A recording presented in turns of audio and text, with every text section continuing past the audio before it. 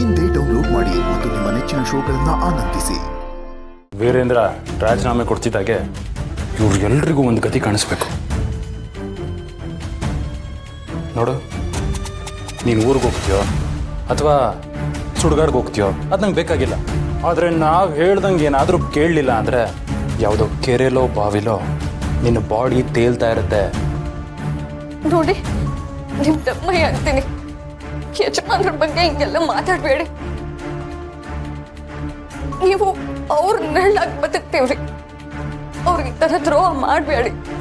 ಮೊದಲು ಇವಳನ್ನು ಹೊಡೆದು ಸಾಯಿಸಾಕ್ಬಿಡ್ಬೇಕು. ಇವಳು ನಮ್ಮ ಶತ್ರುಗಳ ಲಿಸ್ಟಲ್ಲಿದ್ದಾಳೆ. ಮೊದಲು ಆ ವೀರು ರಾಜೀನಾಮೆ ಕೊಟ್ಟು ಅರೆಸ್ಟ್ ಆಗೋದನ್ನ ನಾವು ನೋಡಬೇಕು, ಸಂತೋಷ ಪಡಬೇಕು. ಆಮೇಲೆ ಇವ್ರನ್ನೆಲ್ಲ ಬಂದು ವಿಚಾರಿಸ್ಕೊಂಡ್ರಾಯ್ತು. ಬಾ.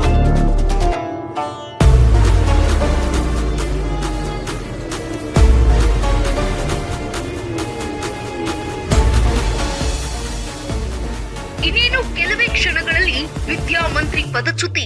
ರಾಜೀನಾಮೆ ಕೊಡ್ತಾರಾ ವೀರೇಂದ್ರ ಸರ್ ದೇಸಾಯಿ? 30 ಕೋಟಿ ಹಗರಣ, ಪ್ರಾಮಾಣಿಕತೆಗೆ ಹೆಸರುವಾಸಿಯಾಗಿದ್ದ ವೀರೇಂದ್ರ ಸರ್ ದೇಸಾಯಿ ಅವರ ಮುಖವಾಡ ಕಳಚಿ ಬೀಳುತ್ತಾ? ಎಲ್ಲವೂ ನೇರ ಪ್ರಸಾರ ನಮ್ಮಲ್ಲಿಯೇ ಮೊದಲು. ಇನ್ನು ಕೆಲವೇ ಕ್ಷಣಗಳಲ್ಲಿ ವೀರೇಂದ್ರ ಸರ್ ದೇಸಾಯಿ ಅವರ ರಾಜೀನಾಮೆಗೆ ಆದೇಶ ಹೊರಡಿಸಲಾಗುತ್ತದೆ ಎಂಬ ಮಾತುಗಳು ಕೇಳಿ ಬರ್ತಾ ಇವೆ. ಆರೋಪ ಸಾಬೀತಾದ್ರೆ ವಿದ್ಯಾಮಂತ್ರಿಗಳು ನ್ಯಾಯಾಂಗ ಬಂಧನಕ್ಕೆ, ಜೈಲು ಸೇರಬಹುದೇ ಎಜುಕೇಶನ್ ಮಿನಿಸ್ಟರ್?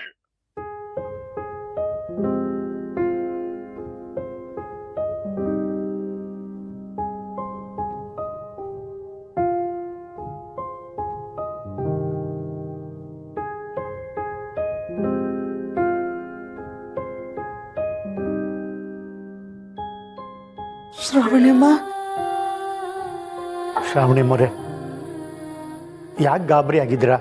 ಗುಡುಗು ಸಿಡ್ಲು ಸದ್ ಮಾಡಬಹುದು, ಆದರೆ ಕರೆಗೆ ಬರೋದು ಭೂಮಿ ತಾಯಿನ ತಂಪು ಮಾಡೋ ಮಳೆನೇ. ನಿಮ್ಮ ಅವ್ರು ಹೇಳ್ತಿರೋದು ಸತ್ಯ ಶ್ರಾವಣಿಯಮ್ಮ. ಕೆಟ್ಟ ಜನರು ಎಷ್ಟು ಕೂಗಾಡಿ ಕಿರ್ಚಾಡ್ಬೋದು, ಆದರೆ ನಿಮ್ಮ ತಂದೆ ದೇವರಂತವ್ರು. ಅವ್ರ ಮೇಲೆ ಕೋಟಿ ಜನರ ಆಶೀರ್ವಾದ ಇದೆ.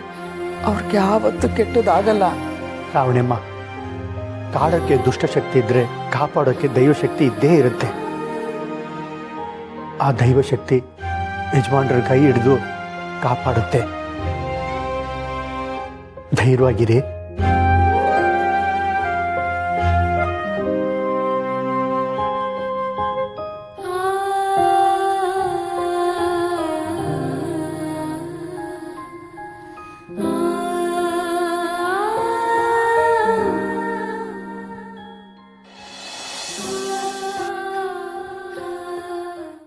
ನೀವು ಅವ್ರ ಜೊತೆ ಮಾತಾಡದೆ ಅಂತ ಹೇಳಿದ್ರಲ್ಲ, ಅವ್ರು ಯಾವ ಪ್ರಾಜೆಕ್ಟ್ಗೋಸ್ಕರ ಬಂದಿದ್ರು?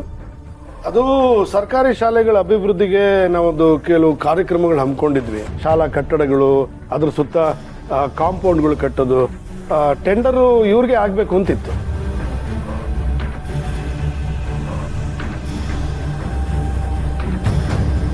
ಶ್ರಾವಣಿ ಸುಬ್ರಹ್ಮಣ್ಯ, ಶ್ರಾವಣಿ ಸುಬ್ರಹ್ಮಣ್ಯ.